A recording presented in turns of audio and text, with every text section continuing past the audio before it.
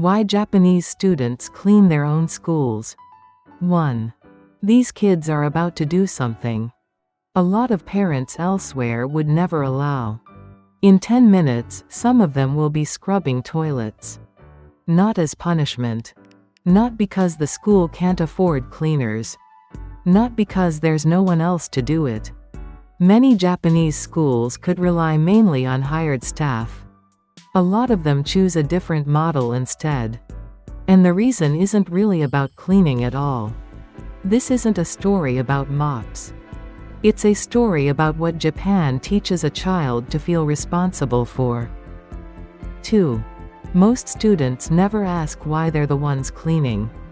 The stranger part is that almost no one around them asks either.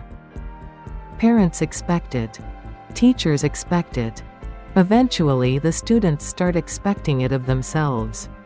Without anyone having to say a word. That quiet, unspoken agreement is doing more work than any rule ever could. 3. So here's the real question. Why does a country that can easily afford cleaning staff still hand a mop to a 6-year-old? It isn't about efficiency. It isn't about cutting costs. It comes down to one idea. Repeated in classroom after classroom, year after year. If you made the mess, you clean it up. Yourself. No outsourcing. No delegating. No walking away from it. 4. Now watch what happens when that idea grows up along with the kid. Train stations stay strangely clean. Parks get used hard by crowds one day. And somehow look untouched again by morning. Trash cans are fewer than most visitors expect. And yet the ground stays clear anyway. It looks like order. Underneath it, something else is running.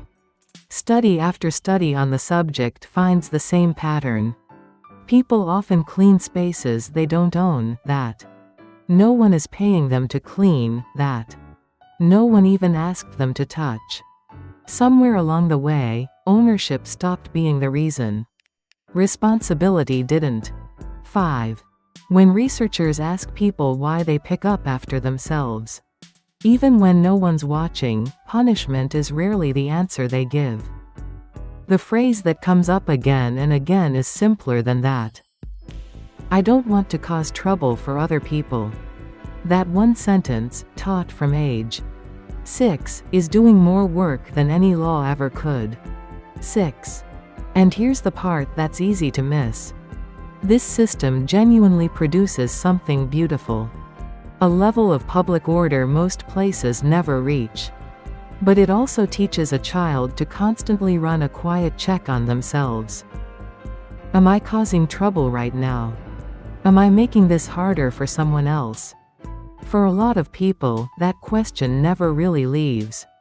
The same instinct that keeps a train platform spotless can also be the instinct that makes a person afraid to stand out. Speak up, or take up space. 7. In your country, who cleans the floor after everyone's gone home? Do you even know their name? In Japan, the kids know the answer, because at some point, they were that person. They don't forget what it taught them. Even after they grow up and stop holding the mop. Because eventually, the one checking whether they're causing trouble isn't a teacher anymore. It's themselves. Now you know. Lucky you.